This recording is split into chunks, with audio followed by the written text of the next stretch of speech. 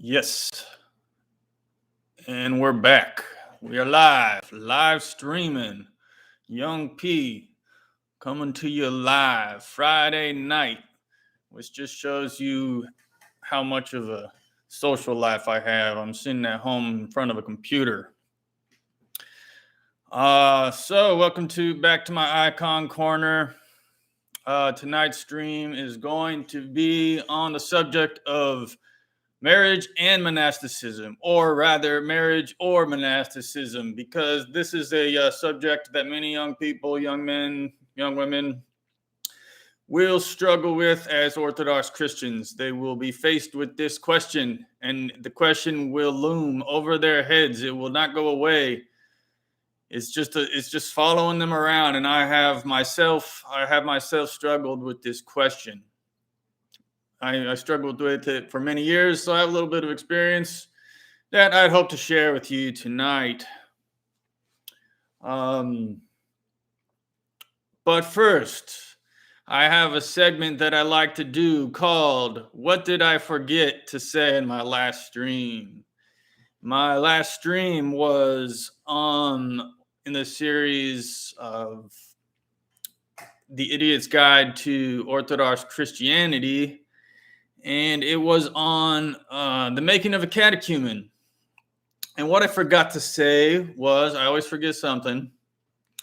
I forgot to say, how do you breach the subject? How do you get in, obviously this is a service you're going to do. They don't just do it spontaneously. How do you arrange this with the priest? How do you bring up the subject? Well, if you've been coming to church for a while and you're getting to know the priest, hopefully, and the people at the parish, someone might even suggest, someone keep your ears open, because another parishioner might say, are you thinking of when are you going to become a catechumen? It might pop up in conversation. So keep your ears open.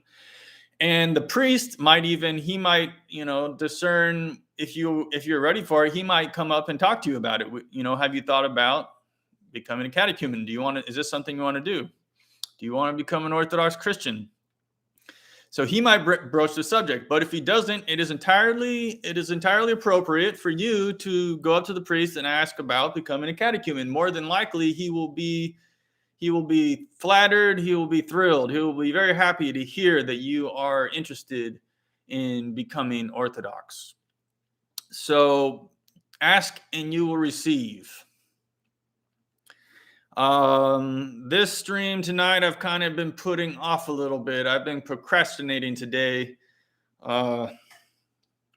This whole live streaming thing is starting to feel a little bit like a job to me. But it's a labor of love.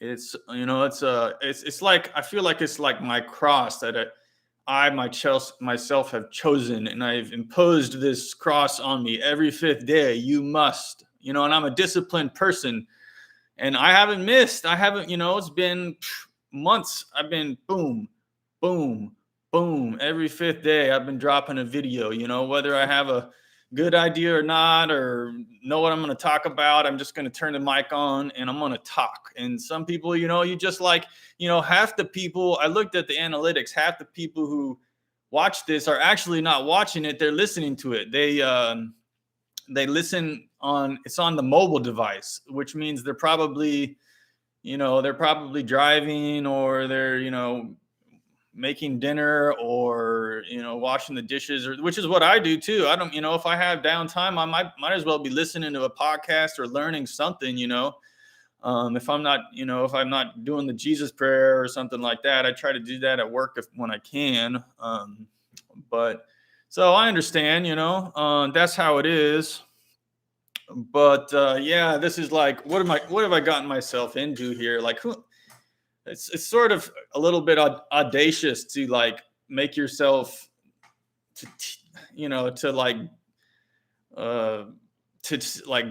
I'm basically teaching Orthodox. I'm trying to teach Orthodoxy, but like when I get something out of it. When you teach others, you have to go back and relearn what you're teaching. So you're actually learning the subject matter better, and you're refreshing everything in your mind. So I get something out of it. And I assume you do too if you're watching this. Hopefully you get at least one thing out of tonight's stream. So let me launch on in. And I want to begin, this is, and this material, some of this is going, so I had this stream tonight is going to be, some of the material is going to be a repeat. This is actually, I had a stream about a month or two ago, maybe about a month and a half, something like that. I had a stream called Should You Get Married in 2022? And I was talking about the getting, the stabs in the shoulder on that one. And so YouTube censored it and they deleted that video. So that's why I'm doing this video. I wanted to put it back up. And so that gave me the idea for tonight's stream, because, I felt bad because I felt it was a good, I like the stream. So I'm doing it again. So it'll be up there. This time I won't mention the unmentionable. Some of this will be repeat, but it's going to be an entirely new stream. So you can stick around if you have watched the last one. There's going to be new material. It's actually going to be almost entirely new. My outline is completely different than the first one. The first video was more focused on marriage, and this one actually is probably more focused on monasticism. But really, hopefully, the idea is to talk about the two and to help you figure out which one to choose, because you must choose. As I said in my first stream, the church blesses two paths for you: marriage or monasticism. The church does not bless bachelorhood, which is ironically the life that I'm living. But as I've explained, I have a serious mental illness which actually precludes me from joining a monastery. And truthfully, it's my illness is serious enough that it precludes me from getting married too. It's the same rule; it works both ways. So I'm kind of out of luck. So anyhow. Now, I wanted to bring up this book since I was so interested in getting married or becoming a monk or whatnot, and what should I choose? I saw this book, and I thought it would help me. Marriage and Virginity According to St. John Chrysostom by Father Josiah Trenum. And in general, I like Father Josiah Trenum's work. I try to listen to his sermons, every week if I can. Lately, I have been. And so this book kind of goes over the same subject matter that I'm talking about. So I thought I'd bring it up and show it to you. And now the book is really kind of, he wrote it when he was I think he was in the UK doing his doctoral thesis or something like that. So it's kind of written in an academic style. I don't actually recommend the book, but I can boil the book down for you in a few minutes here talking about it. So he's talking about St. John Chrysostom's view of marriage and monastic virginity. And St. John Chrysostom, when he was a young man, he was thrilled about monasticism. He was very zealous, and he went out into the desert and he fasted and he prayed and he read the scriptures. He didn't sleep. He would stand up all night reading the scriptures and memorizing them. Actually, he later on in his life, when he would make sermons, he would be able to quote from passages from the Old and the New Testament, like entire chapters. He would just draw from memory. And he was out there fasting, eating herbs, and he actually became sick from fasting too much. We today eat so much that we hurt our stomachs and we have to go to the gastroenterologist and say, why does my stomach hurt? Well, you eat too much. No, the doctor's not going to say that. Probably going to say, oh, you need to take Prilosec, But really, if you would just kind of cut back on coffee and eat a little less, your stomach your regurgitation and your stomach pain might want to go away. So we hurt ourselves, we injure ourselves by eating too much in America. But St. John, he ruined his stomach by eating not enough. He was eating herbs and, basically grass and what grew on the hillside out there in the desert. And he had to come back to the world.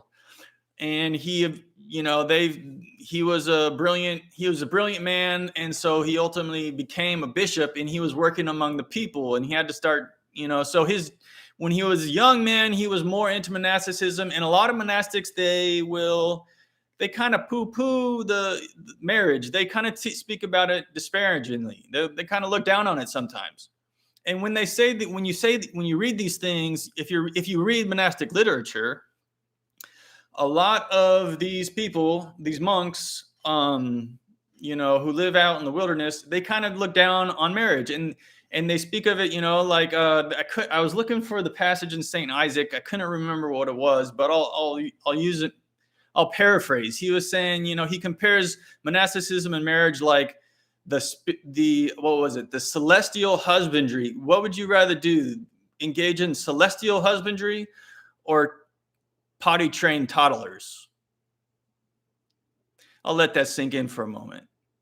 You see how he's using a juxtaposition there, like one is high and one is low, in the monastic literature, when you read that, they're writing for other monks. You have to keep that in mind.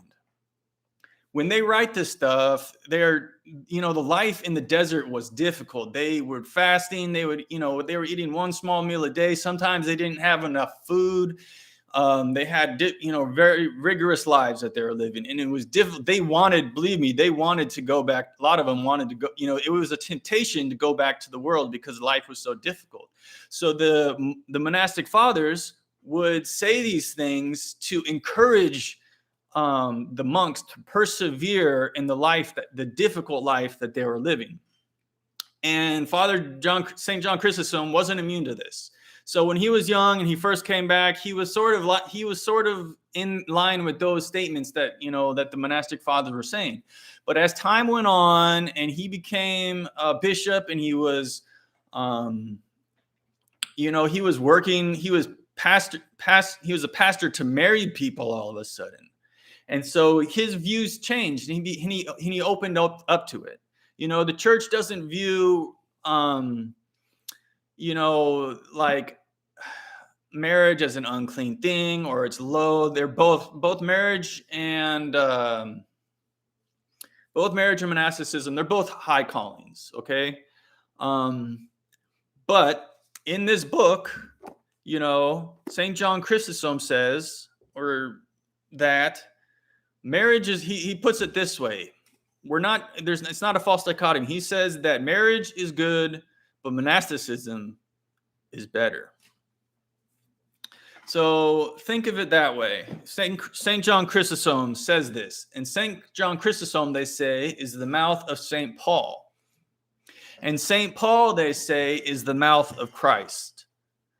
So St. John Chrysostom says, marriage is good, but monasticism is better. And that is also what Christ says. And I'll prove it by bringing up a scriptural passage. This is a very important passage for the topic we're talking about tonight.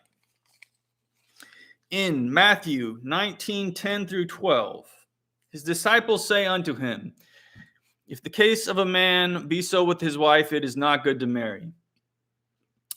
But he said unto them, all men cannot receive this saying, save they to whom it is given.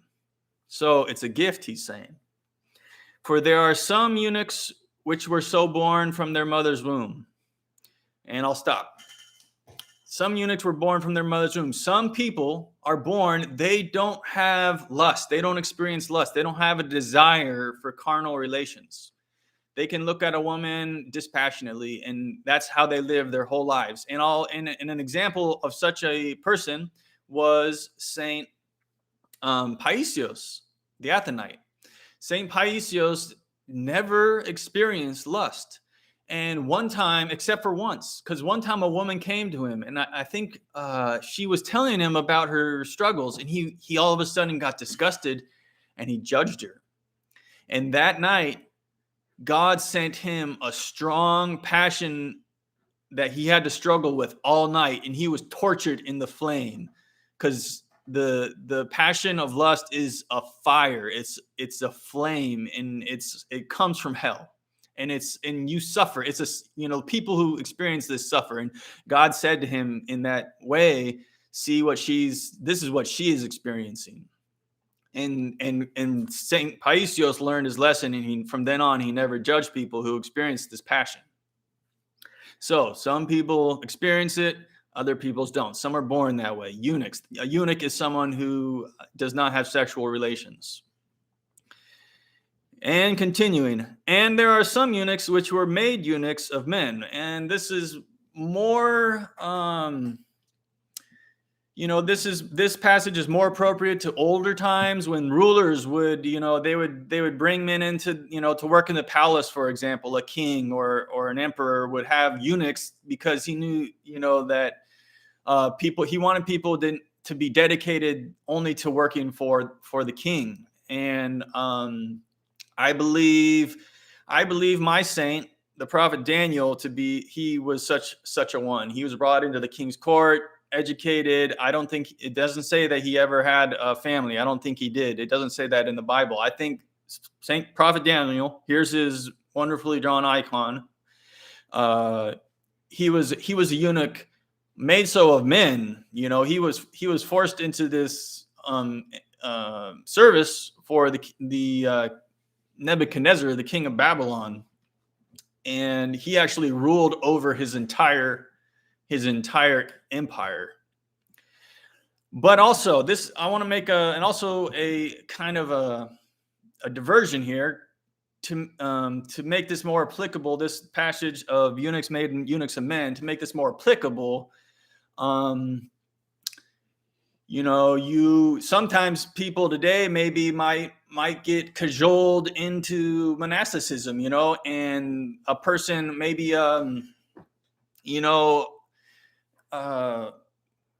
say, I knew of one young man whose priest was trying to get him to become a monk.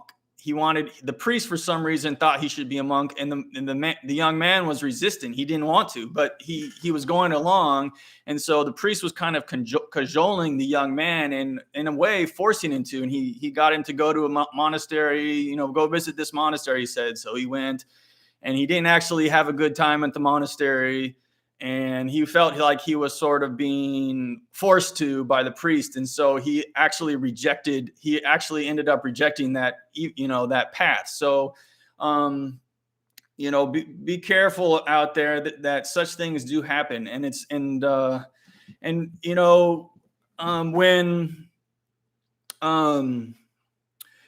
here Christ is saying, he's saying, so born from their mother's womb. And this is almost like a progression of which one. It's like this one, here's the first step, and here's the second step, and he gets to the third step. This is the highest step. And he says, and there be eunuchs which have made themselves eunuchs for the kingdom of heaven's sake. And this is the highest step. If you are born with a natural desire for a woman, and this is something that you live with, and you would like to get married, but for the kingdom of heaven's sake, you set that desire aside, and instead you go and pursue monasticism despite wanting to get married. That means you are if you were born without that desire, you're not really sacrificing much to go become a monk. But if you have that desire, it is truly a great thing to set that desire aside for the sake of the kingdom of heaven, for the salvation of your soul, and to serve your fellow man with your prayers and the holy life which you live as a monk. So this is like the third step. The highest step is to make yourself a eunuch for the kingdom of heaven's sake. And Christ finally ends this passage saying, he that is able to receive it, let him receive it. So if you are able, from the horse's mouth, Christ says it, if you are able to receive it, let him receive. If he who's able to receive it, let him receive it. If you find, so let me elaborate on this. Another thing that Josiah Trenum says, I've heard him say this in one of his sermons before. He says, your first consideration should be monasticism, and if you find out that you can't, then you should start thinking about marriage. And so and he's really, when he says that, he's just he's basically saying Christ's same instruction that I just read you. So your first consideration, here we are, we're choosing between monasticism and marriage. Your first consideration should be, scripturally, should be monasticism. And so how do you go about finding out if you are able to receive it? That's very simple. You should visit monasteries, go on pilgrimages. There should be monasteries in your area that speak the language that you speak, there, hopefully. I mean, some people go to Greece or Russia or wherever it may be, and Mount Athos, which is fine. You can learn it. If you can learn a new language, that's great. Monasticism is, like, in my view, that's like the center of the world, in a spiritual sense. Or you could just go there and visiting, but go and visit a monastery, and you should visit more than one monastery. If you are considering monasticism, you ought to, see a few monasteries, 2, 3, maybe 4. 3 is, you should at least see 3 monasteries and visit them and spend some time there.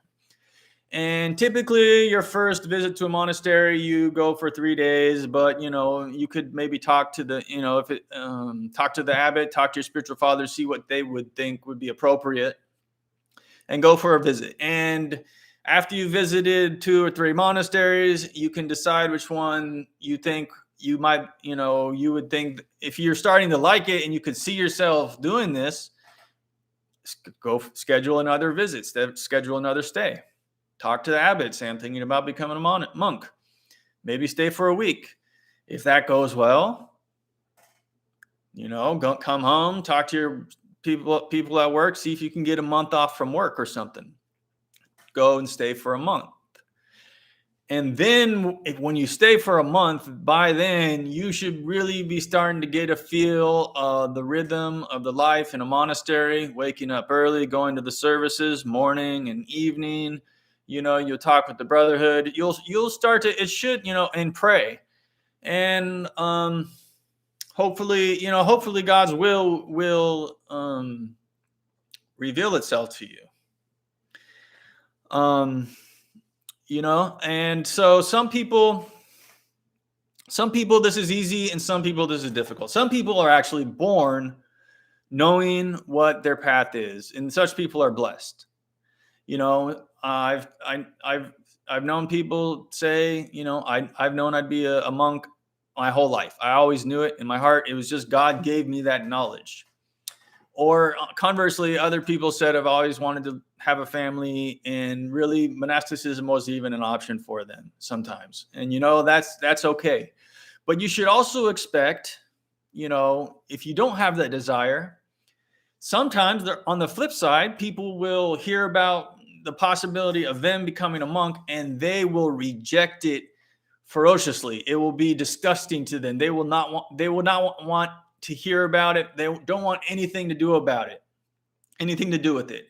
Sometimes that is a reaction that people have. And you know what? That reaction also might be an indication that you should become a monk. Honestly, that, this is another thing that happens. Often we should expect that God's will is not the same as ours. Sometimes when we're doing God's will, our will doesn't align, but we have to submit to it anyways. This is like, Jesus in the Garden of Gethsemane. He's aligning his will, even though his human will doesn't want to go to the crucifixion. Jesus in his divine will submits to the Father. Okay, where are we? I think we're coming along just well here. I haven't even really looked at my notes yet. What else is there that I've written? So it is good. And if you do try this and you find out, I don't like, maybe here's another question. Do you love being in the services? Because you're going to be, the monastic services are long and you're going to be standing through many, many hours of worship. If you don't love going to church, maybe, if you don't like spending a long time in church, maybe monasticism, maybe it's not for you. But you should give this a try anyways, because having, going through this process of trying to do it, at least, giving it a try, you are, subconsciously and consciously, you are preparing yourself to give your whole self to Christ and to serving Christ and his church.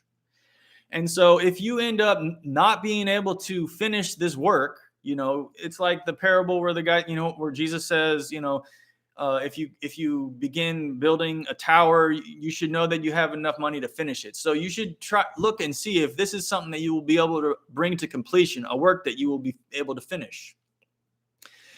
And if not, still you haven't lost, you've gained. If you've tried this out, at least, you've given monasticism a try, and you're preparing to serve the church, your whole body, you're reserving nothing back, just going through that will prepare you to become a good, faithful husband or wife, because it's, both paths are similar in the respect that both are martyrdom. Monasticism is a lifelong martyrdom, okay, and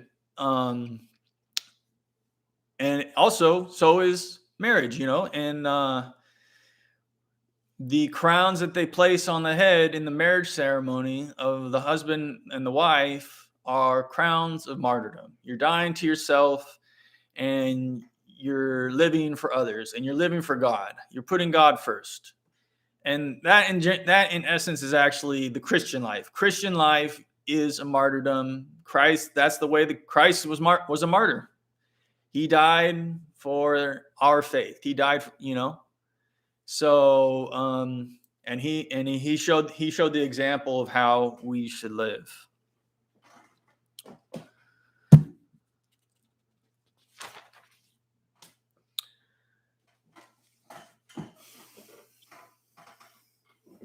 So it's hard for me to not wax poetic about monasticism. What is monasticism? Monasticism, let me do so for a little bit.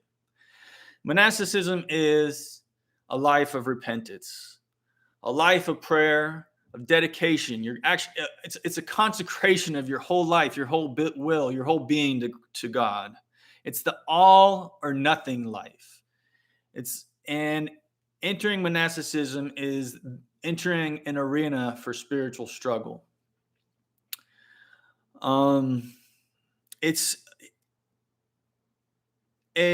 an analogy. Someone told me once, this is the hothouse analogy. A monastery is kind of like a hothouse, a greenhouse, where you can control the conditions, the air, the temperature, the water and moisture conditions, and you are able to produce beautiful and exotic flowers and plants in hothouses. And likewise, in a monastery, you're cut off from the world. Your life is highly regulated, and it is really it's a method. It is a, what is the word I'm searching for? It's right on the tip of my tongue. It's a technique. Monasticism is a technique for becoming holy. And the proof is in the pudding, because as I said in one of my recent streams, most of our saints that aren't martyrs are monks. People who become holy, most of them, usually it's a monk, or, so what else is monasticism? Monasticism has the 4 monastic virtues that are practiced, and those are obedience, chastity, stability, and poverty. Obedience to the spiritual father. You can't say no. unless what the spiritual father is telling you is against the gospel commandments, you really have to do what he says. If he says move to Siberia, you go. Chastity, obviously, you're not having sexual relations. Stability means you're dedicated to that monastery, the monastery of your repentance, which is the monastery where you were tonsured. And so you when you agree to join a monastery, usually you're figuring you're going to die there. And poverty. So you're not going to be living a lavish, luxurious life. You're going to have few possessions. Your food will be meager. In fact, you don't have any possessions at all. All of your possessions are those of the brotherhood, usually. There have been some irregularities where monastics did own property. What was those called? There's a technical word for it. Certain monasteries where the people had their own money. Well, that usually tends out to, those kind of monasteries usually don't work out as well. Let me move on to marriage. So you've decided you're not becoming a monk. This is the progression. You tried monasticism. I'm going to note here that I'm up to 31 minutes, so you can obviously tell I like talking about monasticism. I'm not even done here, and this is a record time.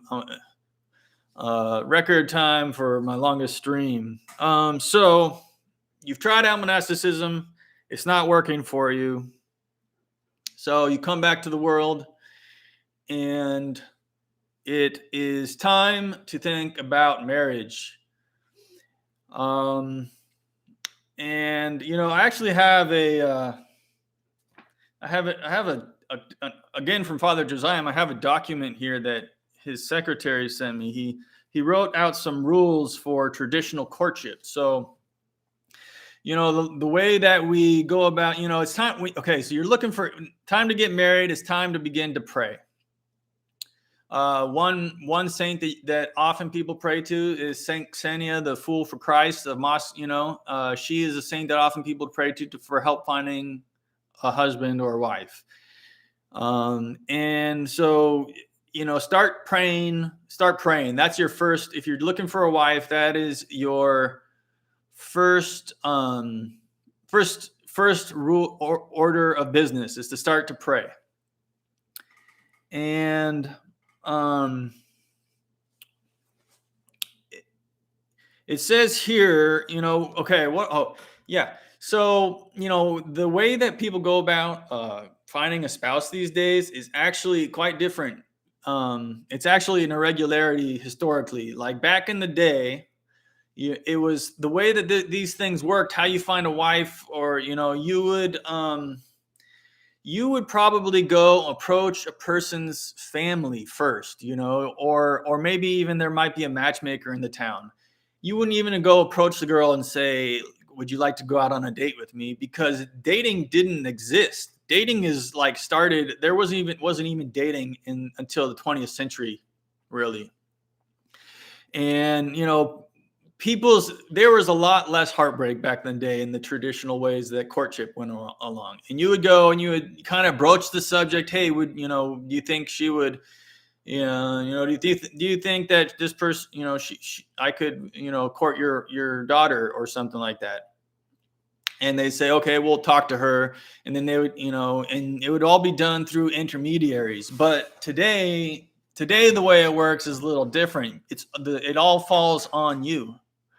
And it's not, obviously it's not working because the divorce rates are so high. I mean, the way that things go, but that's the landscape of, courtship today. Is you have to go out there and you got to ask and be ready to get your heart broken. When there was that period of time when I was asking, dating, I probably asked out 30 women or more. I just would kind of go see someone here, go up, talk to them. Hey, would you like to can I get your phone number? That kind of stuff, and I didn't have those skills. This is something like, I should have learned as a youth, but I wasn't, I was kind of, I wasn't too interested in that stuff when I was younger. Middle school, people usually start like middle school doing that, dating and going out. And I kind of was like, I just liked hanging out with the fellas usually. But yeah, I have this document. It's an interesting document, Rules of Traditional Courtship. And, the first, I'm not going to go through this whole document, but the first rule is the necessity of a spiritual disposition. So you got to get your spiritual life in order first. You got to have God, first in your life. Get your spiritual life in order before you can begin, approaching women, with the intention of courtship. He also says to learn how to be around members of the opposite sex. So this is just, like I said, a skill that usually people start when they're younger. But hopefully by now, if you're a full grown man, you should have that down. He also says to get permission. This is an interesting one. He says you talk to your priest and get a blessing, so your priest should feel like you're ready. So the priest would agree with you that you're ready to get married. And he also says to ask the blessing of the father of the girl, which I thought was interesting. So you ask the girl's father for the blessing before you ask her out. So that's I'm not saying you have to follow all of these rules that he's saying, but it's an idea. And he says, rule number 6 is state your intentions formally. So you get the blessing, you ask the girl out, you're out with her, and you say, this is a date, I'm asking you on a date because I would like to court you. You just come out and say it. So she's not guessing, like, what is this guy? Why is he, she might be wondering, why did he want to ask me out? Why has he brought me here? I'm not going to go through this whole document. But another, I'm drawing on Father Josiah, obviously, and people who know him know that he is he really gets his parishioners. He's like kind of instant. The young men that he knows, he's like, what? I've heard a story once. Someone said they met Father Josiah and he said, "Why aren't you married yet?" That was the first thing he said. So he's kind of like, he's pushing people to get married. He doesn't want people to be trapped in this endless, juvenile period of just, being not being a full grown person, kind of being, immature and not, taking on responsibilities and whatnot. Another interesting thing is that he says that you should figure out how you're going to make your money. And obviously, if you look at the numbers, people who have an income are more likely to get married. They're twice as likely to get married. So if you're a young man and you want to get married, unfortunately, this is the truth of the matter is, I'm going to state it bluntly. Women they feel attracted to resources. Sometimes they'll just come out and say that they want a man with resources. But hey, it's the truth. I'm sorry to say it's the ugly truth. But I'm also going to admit that men like attractive women. It's the truth. What are men looking for often? They want someone who's attractive. So women just, I don't know, don't get fat, and men get your money. Go out there, get a career, get your feet under you, and then really you'll have some options, and it'll be a lot easier for you, honestly. So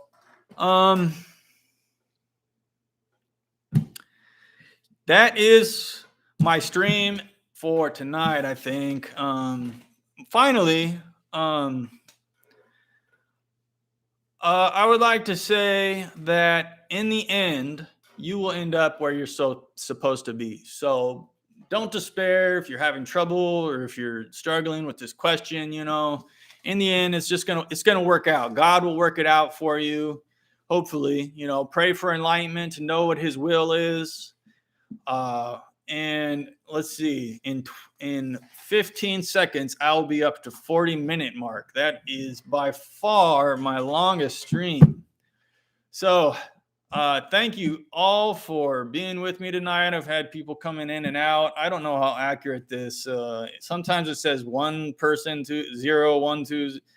You know, I don't know how. I don't think this. I don't think this number that the YouTube gives me is accurate. But actually, interesting. I had someone give me a thumbs up, and then they must have given me a thumbs down because it said I had 1 like, and now I have 0 likes. So, oof. Another. Okay. Thanks for that. Thank you everyone for watching. Give me a thumbs up. Come on. Give it. Just. It doesn't take much. You just reach out and click it for me. If you want me to, if you want to give me a little bit of encouragement, it helps me out. Leave a comment. Share it with your friends. If you're not subscribed already, what are you doing? Subscribe now. See, that's it. This is interesting. I had 0 people watching, but I just got 2 likes, which is weird. Oh, now see it. Yeah, this isn't accurate. This counting system is. Oh, there's Alien Drone Services. What's up, man? You're watching. Hey, thanks for this guy is like the neighborhood watch around here. I know who you are. I saw your car with the alien on it. Thanks for that, man. Thank you for watching. Thanks, everybody. That's the stream for tonight. Oh, and Chimpin' for Churros. I love that name. That's an awesome name, brother. Good choice. I told you about your channel? I don't remember doing that. Oh, Daniel. Yes, the manager. Okay. Good. So people are watching. All right. That makes me feel better. I got some interaction and some comments finally. Okay, good. So, well, we'll see you all in 5 days. That's the stream for tonight, and I'm out.